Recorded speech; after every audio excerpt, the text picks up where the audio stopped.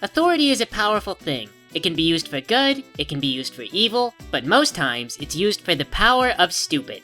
Now I know what you're thinking, that's a very anti-authoritarian sort of statement, I won't listen to this, but notice I didn't say that stupid was good or bad. This is actually a studied thing. When you give someone the power of authority, you boost up their confidence and make them feel like they can't be wrong. Worse, it can give the people around you the same impression, like you wouldn't have this power if you weren't correct most of the time, right? Sadly, this confidence has two edges. On the good side, you make decisions a lot faster. On the bad side, you make dumber decisions. So, how come this is a thing? It seems self-defeating. Well, sometimes it's more important to be fast than it is to be accurate. In fact, probably more often than not, being the first one to the goal is the most important thing. And now you know, in a nutshell, why the world is run the way it is. Now that said, there is of course a reason why appeal to authority is considered a logical fallacy. It's because authorities are usually the first to say something, and they're the ones who feel the strongest about what they say. They are hopefully in a position to know what they're talking about, but sometimes they're really not. Sigmund Freud springs to mind as a good example. There was a man who very seriously, very heavily recommended the use of cocaine as a medical tool. He was also a very strong advocate of Freudian psychology, so pretty much 0 for 2 on that guy. Still, the guy was such a major authority back in his day that his terrible ideas have carried on into the modern era. You still see them on TV all the time. But all this is why it strikes me as funny that the legacy of Kain relies on the appeal to authority so much. The game just revolves around authority figures. Kain, the Pillar Guardians, Raziel, the Elder God, it just goes on. You never hear about that random peasant who came out of his mud hut one day and said, "Oi, what if we look up how they made those pillars and then build some new ones?" Because really, shouldn't they try that? I mean, the Pillar Guardians are dumb. They've been doing the same thing for thousands of years. After a certain point, you'd think that maybe some people would start to say to themselves, maybe these authority figures really don't know what's going on. It would probably screw up Raziel's role as the Chosen One, though. Anyway, let's get back to our game.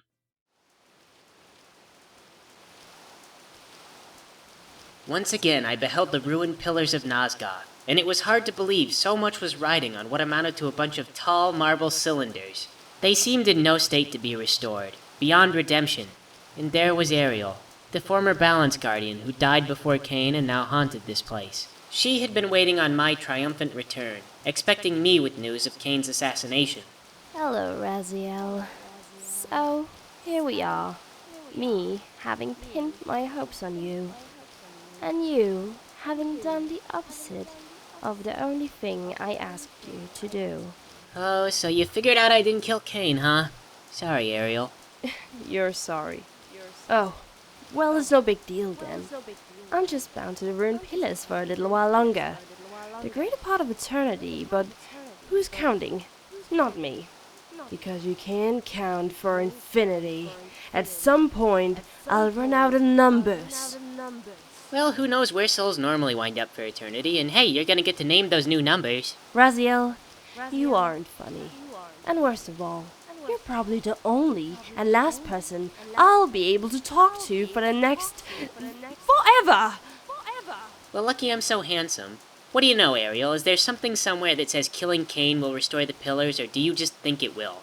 Because I noticed when Kain killed the other Guardians, they didn't come back. I don't know. Do you know what it's like to watch your own lover go mad and drive all his friends to the same point? They became different people. The pillars turned black. If killing Kain isn't the answer, then what is?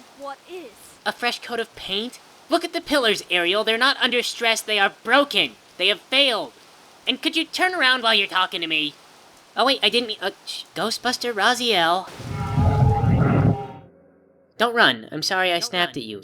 This is important. You didn't know that killing Kain was the answer, right? You just thought it was. I'm not running. I'm trapped. And I don't know. I'm sorry to hear that. I wish for all our sakes that we had the answer. Good luck with eternity, Ariel.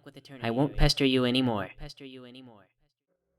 Hello everyone, I'm Taylor. And I am Ray. Behold! Guys, there is the big demon. The third one is Peyton. That one is new. We have not seen this type of demon before. Guys, those are the second worst demons. The worst demons are the same thing but bigger. Anyway, we are recreating cutscenes, and that last one was one of the very few where Raziel is actually kinda nice to someone. By Raziel's standard, anyway. Oh, I am sure that Raziel is just a perfect gentleman around the ladies. Yeah, if by perfect gentleman you mean get me a beer, please. Oh, I'm dating your sister, by the way. He'd be all posh about it. I get the feeling that Raziel would be the kind of guy who would come up with a cutting explanation for why he is leaving you. Yes, that way it seems like your fault.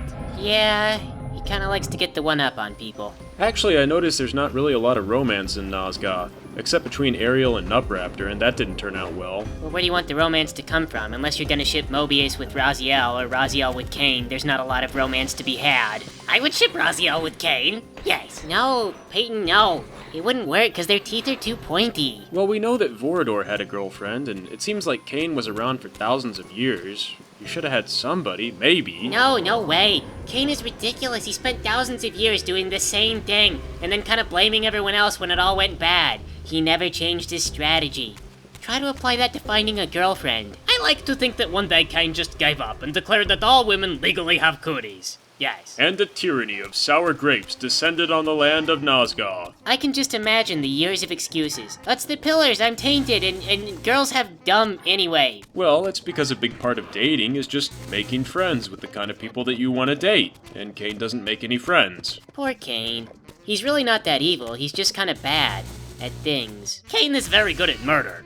Yes. Oh god, I can just imagine his dating profile now.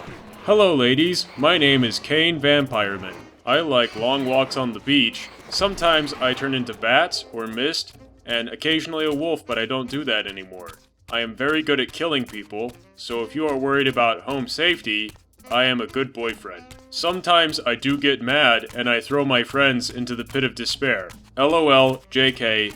Please call me. I will undecree that women have cooties. Oh, cool. He throws in some incentive. Now you really want to date the guy. Yes, indeed. Ladies, you can take sour grapes and turn them into self-fulfilling prophecy sour grapes. Maybe Kain just doesn't date because he's too sexy.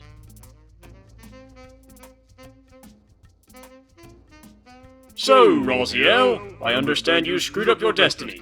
That's not good. Looks okay for you. The whole world is dying and you look healthy as ever. Oh, but I am sick.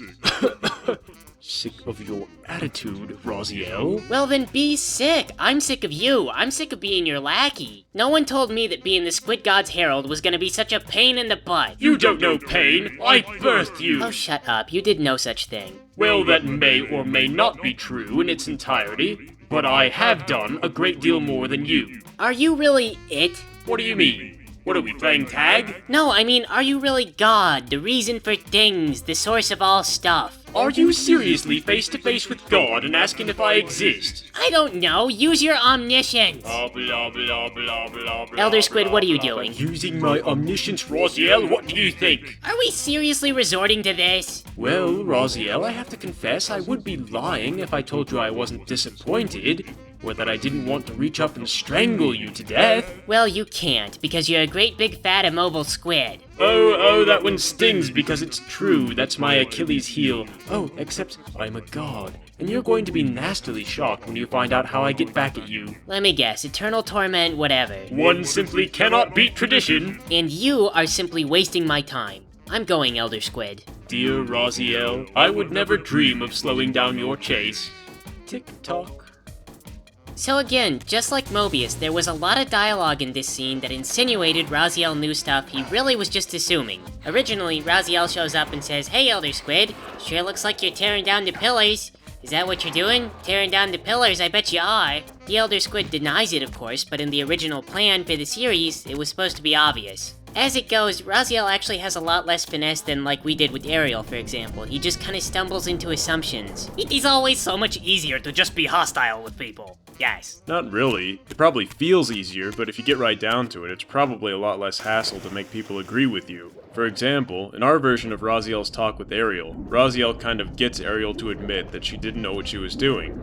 In their version, Raziel just badgers her until she tells him to go away. Raziel kind of gets the same information both ways, but in the second way, he's kind of left hanging a little bit. You ever wonder if maybe they're using Raziel's awful social skills as a way to make tension? Oh, they absolutely are. Imagine if Raziel had met with Mobius and had been really nice, and then Mobius says, "Hey, we both worship the same god." And Raziel goes, "Oh, really? Tell me about how you worship the god. Lots of information would be nice." But Mobius would tell you absolutely nothing but stupid lies. Yes, everyone in this game is dicks, it is mandatory. Yep. If this game were a live-action show, just to get cast in a role, you'd probably have to pee in someone's coffee and then blame your best friend. Not only that, but this pee in the coffee must ruin the lives of both the victim and the accused. Yes, all must be brought to suffering. I guess in a world where everyone is just stupid, intolerable, and short-sighted, really, being friendly wouldn't be that helpful. When you're talking about the kind of people that show up in this game, it's all kind of a death sentence to have empathy, a sense for people, or anything like that. These are horrible, predatory personalities that live exclusively in the moment, and characters like Mobius are connected to all points in time, so every moment is the moment. Wait, shouldn't that mean that they're really aware of the future? Like, shouldn't they care? Not if you know about a little thing called cost projections! This is it. I knew the proof would come that calculus would be the death of us all. In a nutshell, a cost projection is when you look at how much something is going to cost you over the long term. Very commonly, you find that thinking way far in the future just isn't as good. Like, let's say that you control this private company, and this private company owns a bunch of water reservoirs. In most countries, this would be illegal, and here's why. Your company could do a cost projection that shows that making this water last for 10 years for everybody would make your company $5 million.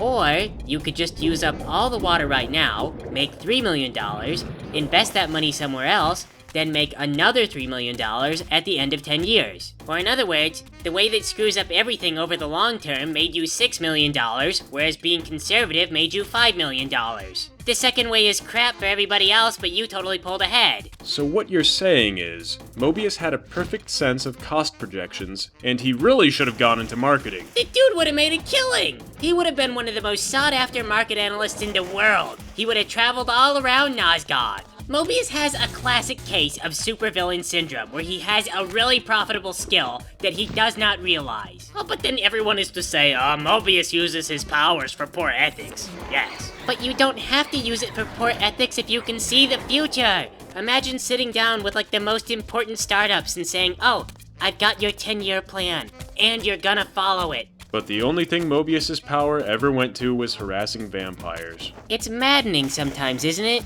When a character in some kind of thing can only think to use their powers for good or evil and never just mundane, stupid crap. I guess, but that kind of thing makes a terrible story. Unless the story is about market analysis. That would sort of put Raziel out of his element. It would be a much more hilarious game if it was about Raziel, the blue-naked undead, bursting into a boardroom and accusing about destiny. Do you think that Mobius might try to file some kind of restraining order on Raziel?